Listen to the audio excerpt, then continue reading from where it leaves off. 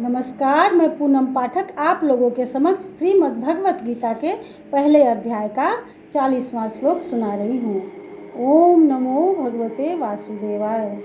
Me, Pradeep Kumar Pathak, reciting 40th sloka of first chapter of Gita. Now Arjun mentions the sins accruing from destruction of one's own family. Kulakshaye pranashyanti kuladharmah sanatanah dharme nasti kulakritashnam adharmah ahibhavati ut.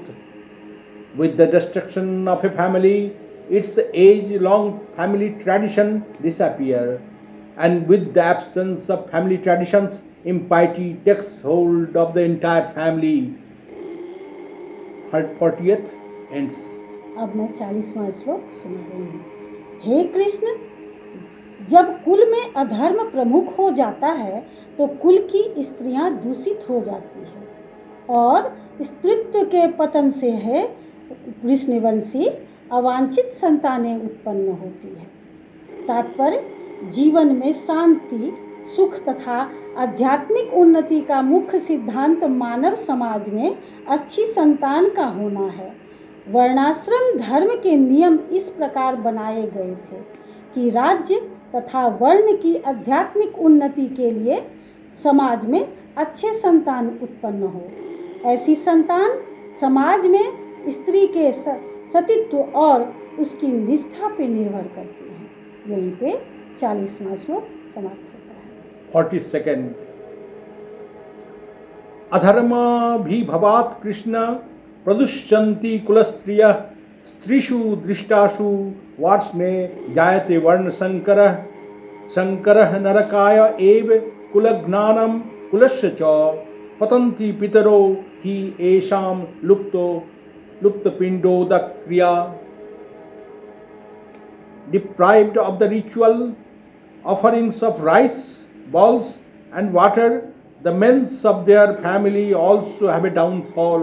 End of 42nd sloka. अब मैं 41वां श्लोक सुना रही हूँ।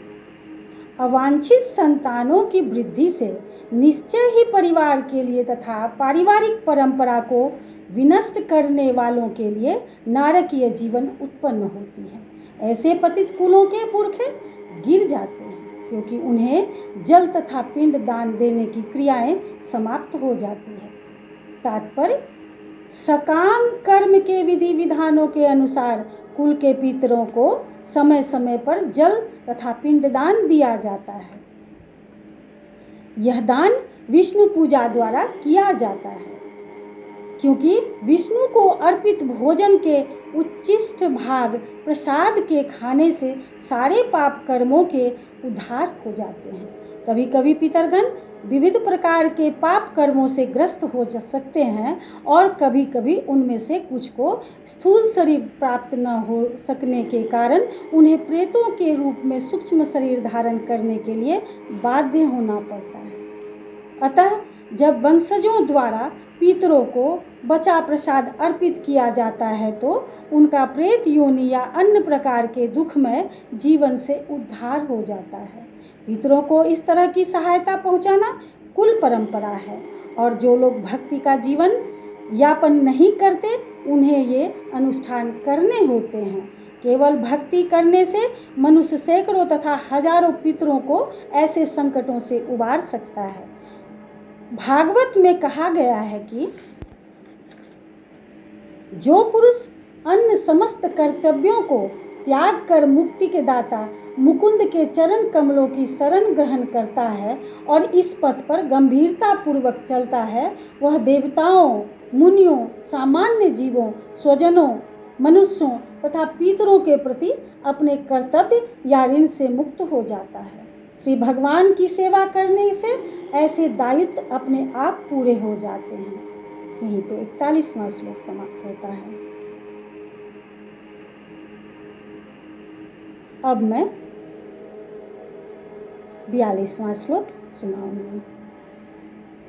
जो लोग कुल परंपरा की विनिष्ट करते हैं और इस तरह अवांछित संतानों को जन्म देते हैं उनके दुष्कर्मों से समस्त प्रकार की सामुदायिक योजनाएं तथा पारिवारिक कल्याण कार्य विनष्ट हो जाते हैं। तात्पर्य, सनातन धर्म या वर्णाश्रम धर्म द्वारा निर्धारित मानव समाज के चारों वर्णों के लिए सामुदायिक योजनाएं तथा पारिवारिक कल्याण कार्य इसलिए नियोजित है कि मनुष्य चरम मोक्ष प्राप्त कर सके।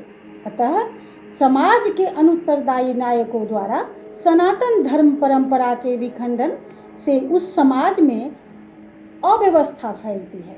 फलस्वरूप लोग जीवन के उद्देश्य विष्णु को भूल जाते हैं।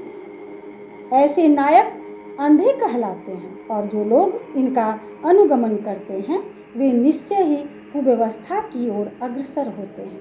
अब यहीं पे 42वां श्लोक समाप्त होता है। 43rd श्लोका। दोषे एते कुलघ्नानां वर्णशंकर कारके उत्साद्यन्ते जाति धर्मः कुल धर्माश्च शाश्वतः। एज लॉन्ग वर्ण traditions and family customs of the destroyers of a family get eradicated. It ends 43rd shloka. अब मैं 43वां श्लोक सुना रही हूँ। हे प्रजापालक भगवान कृष्ण, मैंने गुरु परंपरा से सुना है कि जो लोग कुल में धर्म का विनाश करते हैं वे सदैव नरक को वास करते हैं। तात्पर्य, अर्जुन अपने तर्कों को अपने निजी अनुभव पर न आधारित करके आचार्यों से जो सुन रखा वह उस पर आधारित करता है। वास्तविक ज्ञान प्राप्त करने की यही विधि है। जिस व्यक्ति ने पहले से ज्ञान प्राप्त कर रखा है उस व्यक्ति की सहायता के बिना कोई भी वास्तविक ज्ञान तक नहीं पहुंच सकता। वर्णाश्रम धर्म की एक पद्धति के अनुसार मृत्यु के पूर्व मनुष्य को पाप कर्मों के लिए प्रायश्चित करना होता है। जो पापात्मा है उसे इस विधि का अवश्य उपयोग करना चाहिए। ऐसा किए बिना मनुष्य निश्चित रूप से नरक भेजा जाएगा, जहां उसे अपने पाप कर्मों के लिए कष्टमय जीवन बिताना होगा। अब यहीं पे 43वां श्लोक समाप्त होता है।